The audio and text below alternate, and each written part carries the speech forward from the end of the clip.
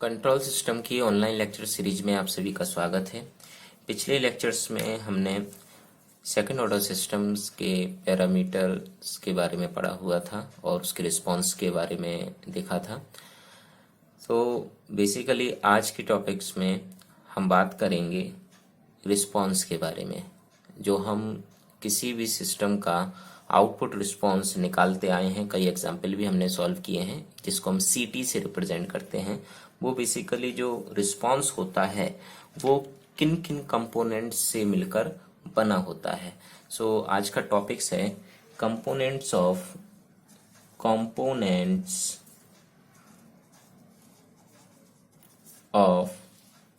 Response.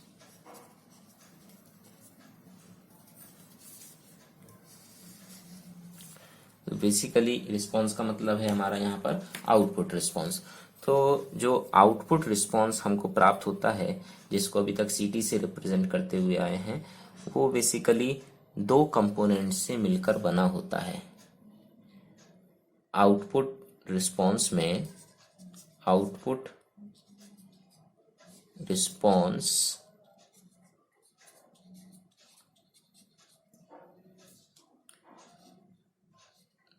दो component response, या ये कहिए कंपोनेंट रिस्पांस, या ये कहिए कि दो प्रकार के रिस्पांस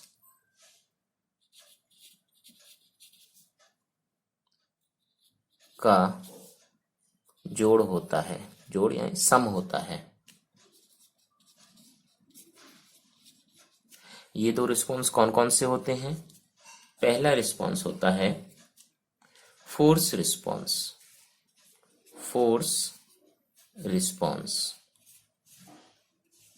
और दूसरा रिस्पांस होता है natural response.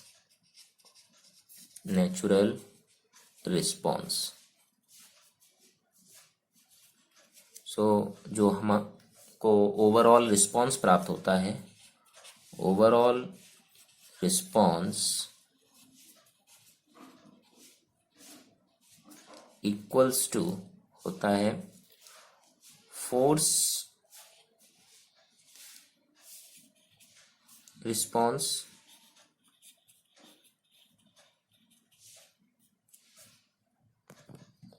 Plus natural response. Natural response ये बेसिकली फोर्स्ड होता है, फोर्स्ड रिस्पांस।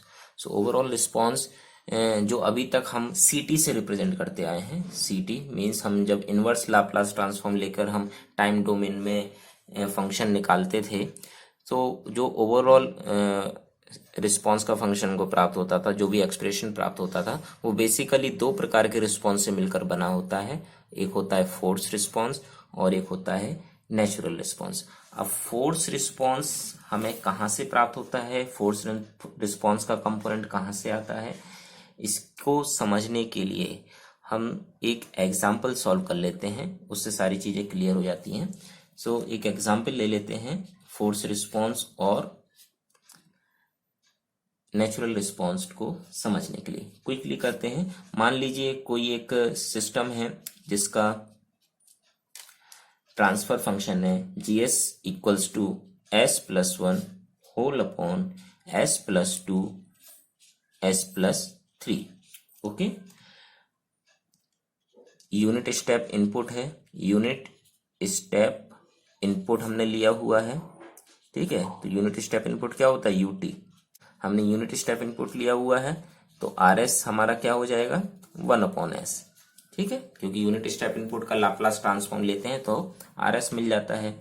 और यहाँ output response C S, output response in S domain आएगा। ये एस डोमेन की बात कर रहे हैं, ठीक है। S domain C S equals to G S into R S. So C S की वैल्यू क्या होगी? ओवरऑल वैल्यू पुट कर दीजिए।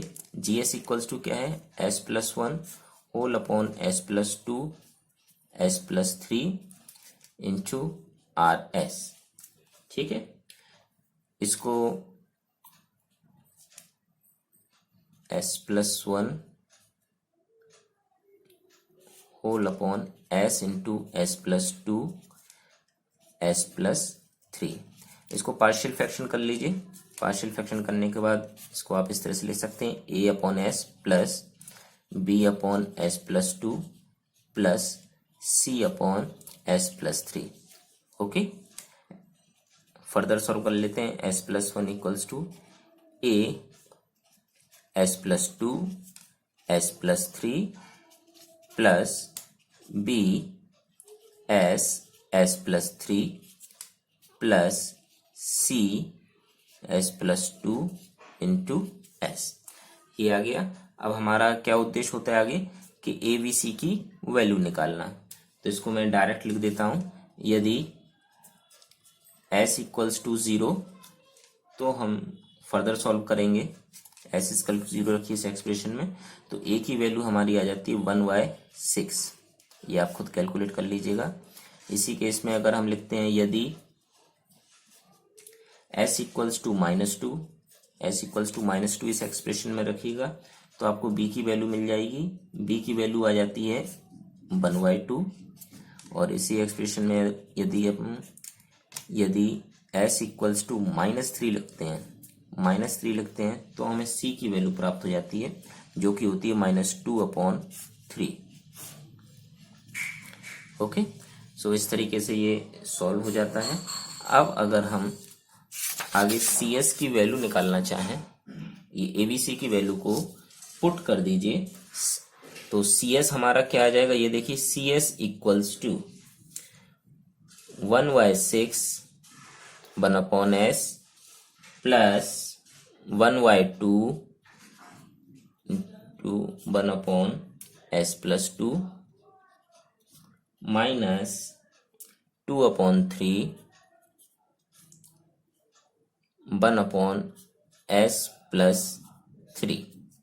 ओके, अब इसका इनवर्स लाप्लास ट्रांसफॉर्म लेते हैं। इनवर्स लाप्लास ट्रांसफॉर्म लेने पर तो जो CS है CT प्राप्त हो जाएगा हमको। इसी को हम कहते हैं आउटपुट रिस्पॉन्स। तो CT की वैल्यू क्या होती है 1/6। 1/s का क्या हो जाता है 1, तो 1 लिखने की जरूरत नहीं है इनवर्स लाप्लास ट्रांसफॉर्म। 1/2 1/s+2 का क्या होता है ये e⁻²t माइनस 2/3 1/s+3 का क्या होता है इनवर्स लाप्लास ट्रांसफॉर्म। ये सब आपको टिप्स पर होने चाहिए, याद होने चाहिए। ठीक है, क्योंकि ये स्टैंडर्ड लाप्लास ट्रांसफॉर्म है, ये डायरेक्ट फॉर्मूले से ही लिखे गए हैं। ठीक है, तो ये आपको मिल गया है ओवरऑल रिस्पॉन्स। ठीक है, एक एग्जाम्पल के द्वारा हमने समझ लिया। अब हमको इसमें से क्या पता करना है कि कौन सा रिस्पॉन्स जो होता है वो फोर्स रिस्पॉन्स होता है और कौन सा रिस्पॉन्स नेचुरल रिस्पॉन्स होता है। तो इसके लिए कुछ पॉइंट्स लिख रहे हैं जो कि ध्यान से देखिएगा। पहला पॉइंट्स, इस एक्सप्रेशन के लिए ये जो एक्सप्रेशन हमारा आ गया है रिस्पॉन्स का, ये इसमें क्या है बेसिकली कुछ फोर्स रिस्पॉन्स है और कुछ नेचुरल रिस्पॉन्स है ना। तो कौन सा फोर्स रिस्पॉन्स है और कौन सा नेचुरल रिस्पॉन्स है वो देख लेते हैं। तो सबसे पहला पॉइंट, इनपुट सिग्नल का पोल। इनपुट सिग्नल हमारा क्या है यूनिट स्टेप है। इनपुट सिग्नल का पोल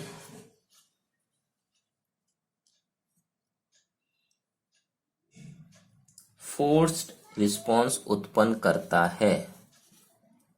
फोर्स्ड रिस्पॉन्स उत्पन्न करता है। ठीक है, ये समझ आ गया। इनपुट सिग्नल क्या है यूनिट स्टेप। तो यूनिट स्टेप के कारण जो भी रिस्पॉन्स उत्पन्न हुआ होगा उसको हम बोलेंगे फोर्स्ड रिस्पॉन्स। दूसरा पॉइंट देख लीजिए, बहुत ही इंपॉर्टेंट। ट्रांसफर फंक्शन, शॉर्ट में लिख देता हूं, ट्रांसफर फंक्शन के पोल्स, ट्रांसफर फंक्शन के पोल्स नेचुरल रिस्पॉन्स उत्पन्न करते हैं, नेचुरल रिस्पॉन्स उत्पन्न करते हैं, नेचुरल रिस्पॉन्स उत्पन्न करते हैं।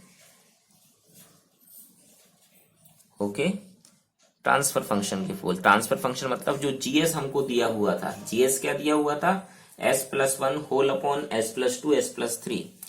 तो इसके जो पोल्स हैं, पोल्स हमारे कौन कौन से थे, ट्रांसफर फंक्शन के अगर पोल्स आप निकालेंगे, ट्रांसफर फंक्शन के पोल्स थे, ट्रांसफर फंक्शन हमारा बेसिकली क्या था, जीएस इक्वल टू था, जो हमने एग्जाम्पल लिया s+1 whole upon s+2 s+3। अगर इसके पोल्स हम निकालें तो पोल्स क्या है, पोल्स हैं हमारे -2 और -3। तो इन दो पोलों के कारण जो भी रिस्पॉन्स हमें प्राप्त हुआ होगा उसको हम कहेंगे क्या, नेचुरल रिस्पॉन्स। ठीक है, तो आप यहां पर देख सकते हैं कि -2 -3 जो पोल्स थे उनके कारण जो रिस्पॉन्स प्राप्त हुआ है वो ये सेकंड टर्म और थर्ड टर्म है। पहला टर्म जो है 1/6 ये प्राप्त हुआ है आपको इनपुट सिग्नल से प्राप्त हुआ है। ओके, आगे देख लेते हैं, आगे आप थर्ड पॉइंट देख लीजिए। रियल एक्सिस पर उपस्थित पोल, रियल एक्सिस पर उपस्थित पोल एक्सपोनेंशियल हिंदी में बोलते हैं चर घातांकीय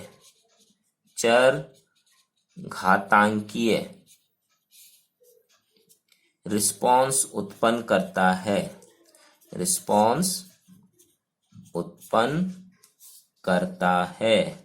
ये ध्यान रखिएगा। इसका मतलब क्या है, जैसे हमारे ये जो पोल्स हैं, जीएस के जो पोल्स मिले हुए हैं हमें, ये कहाँ पर उपस्थित हैं, एक -2 पर है, एक -3 पर है, एक -2 पर और एक -3 पर। मतलब ये जो पोल है वो रियल एक्सिस पर है, इधर उधर कहीं नहीं है, ना जे ओमेगा पे, ना इधर है, ना कॉम्प्लेक्स प्लेन में है, रियल एक्सिस पे है। तो रियल एक्सिस पर जो भी पोल्स होते हैं वो क्या, किस प्रकार का रिस्पॉन्स उत्पन्न करते हैं, चर घातांकीय एक्सपोनेंशियल। देखिए इन दोनों पोलों ने क्या रिस्पॉन्स उत्पन्न किया, e⁻³ e⁻²t। ओके, इस प्रकार का रिस्पॉन्स हमें यहां से मिलता है। आगे का पॉइंट देख लीजिए। अब जैसे हमको ये पता चल गया कि चर घातांकीय कहां से आया, ये ट्रांसफर फंक्शन से आया, लेकिन ये एम्पलीट्यूड कहां से आ गए तो वो देख लीजिए।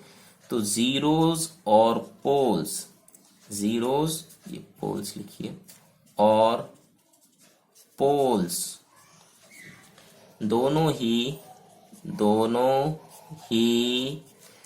फोर्स्ड और नेचुरल रिस्पॉन्स के लिए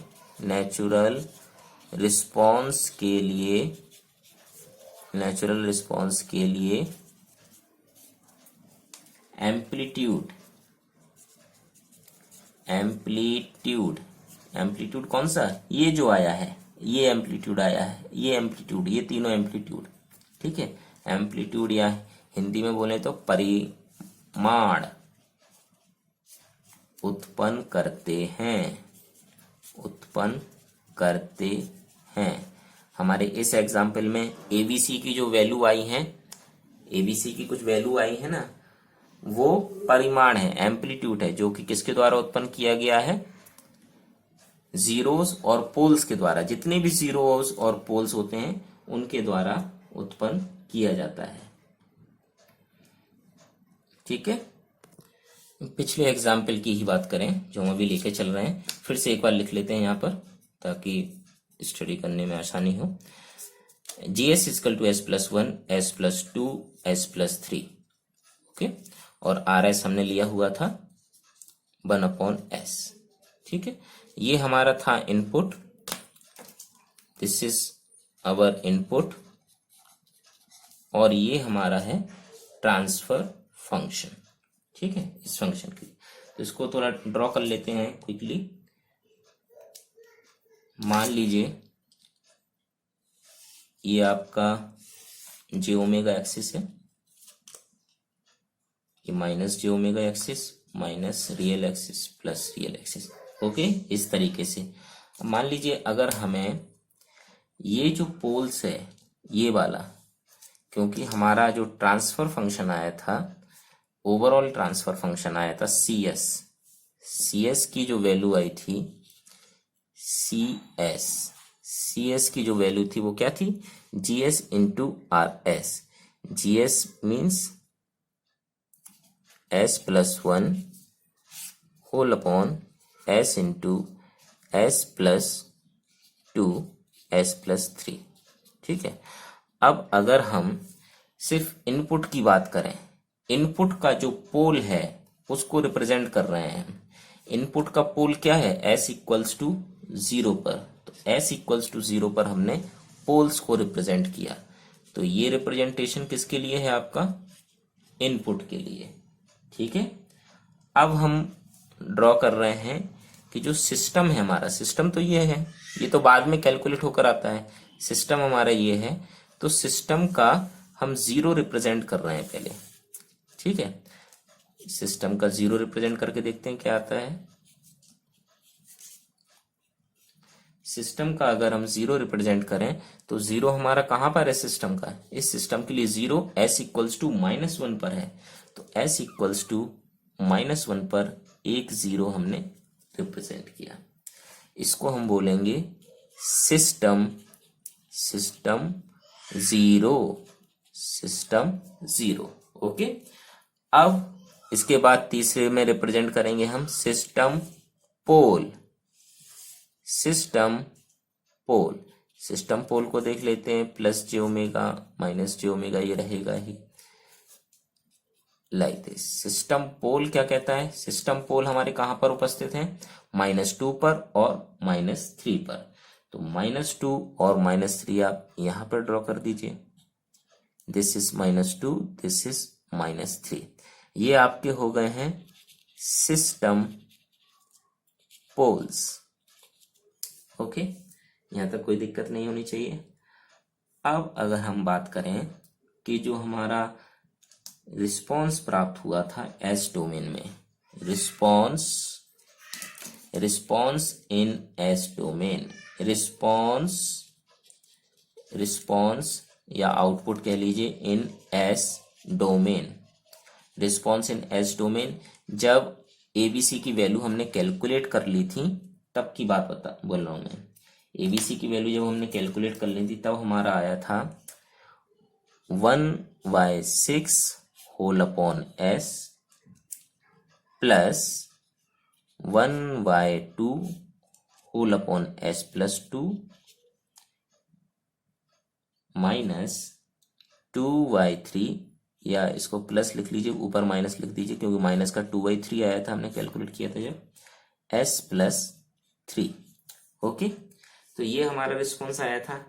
अब अगर बात की जाए कि कौन सा रिस्पॉन्स किसके कारण उत्पन्न हुआ है, ये देखिए। इस इनपुट के कारण क्या उत्पन्न हुआ है, ये मैं आपको अलग पेन से बता देता हूं। ये जो हमारा इनपुट का पोल था, इसने उत्पन्न किया है ये रिस्पॉन्स। देखिए, इनपुट ने उत्पन्न किया है इसको, इस वाले पार्ट को। इनपुट जो हमारा 1/s था, ये इसके कारण आया है। ओके, अब जो सिस्टम जीरो है, सिस्टम जीरो की वजह से क्या हुआ, system zero is responsible for all amplitude. जितने भी एम्पलीट्यूड आए हैं, एबीसी के जो मान हैं उसमें कंट्रीब्यूशन किसका है, सिस्टम जीरो का। ओके, और अब लास्ट में बचते हैं सिस्टम पोल जो रिस्पॉन्सिबल है, जैसे -3 है, -3 रिस्पॉन्सिबल है इस पार्ट के लिए, s प्लस 3 के लिए, और -2 रिस्पॉन्सिबल है इस पार्ट के लिए, नीचे का जो s प्लस 2 आया हुआ है। ठीक है। अब अगर इसी में बात करें कि रिस्पॉन्स आउटपुट रिस्पॉन्स अगर हम लिखते हैं, आउटपुट रिस्पॉन्स, आउटपुट रिस्पॉन्स जो होगा CT इक्वल्स टू, इसको आप लिख दीजिए, इनवर्स ट्रांसफॉर्म के बाद हमारा क्या आया था, 1/s plus 1/2 e⁻ -2t minus 2/3 e⁻ -3t। सो ये ओवरऑल एक्सप्रेशन जो हमको प्राप्त हुआ है, इसमें से ये जो पहला पार्ट आपको दिख रहा है, दिस वन, ये किसके कारण उत्पन्न हुआ है, इनपुट के कारण। और अभी हमने आपको 4 पॉइंट लिख के बताए हैं, उन 4 पॉइंट्स के अनुसार जो इनपुट है वो क्या उत्पन्न करता है, फोर्स्ड रिस्पॉन्स, फोर्स्ड रिस्पॉन्स। और ये जो दोनों पार्ट्स हैं ये उत्पन्न हुए हैं ट्रांसफर फंक्शन के पोल्स के कारण, तो इसको बोलेंगे हम लोग नेचुरल रिस्पॉन्स। ओके स्टूडेंट, सो जो ओवरऑल रिस्पॉन्स है वो फोर्स रिस्पॉन्स और नेचुरल रिस्पॉन्स का सम होता है। यही आपको बताना था इस लेक्चर में। तो आज के लेक्चर में बस इतना ही। अगले लेक्चर में हम लोग ट्रांजिएंट रिस्पॉन्स के बारे में बात करेंगे, सेकेंड ऑर्डर सिस्टम के। तब तक के लिए थैंक यू, गुड बाय।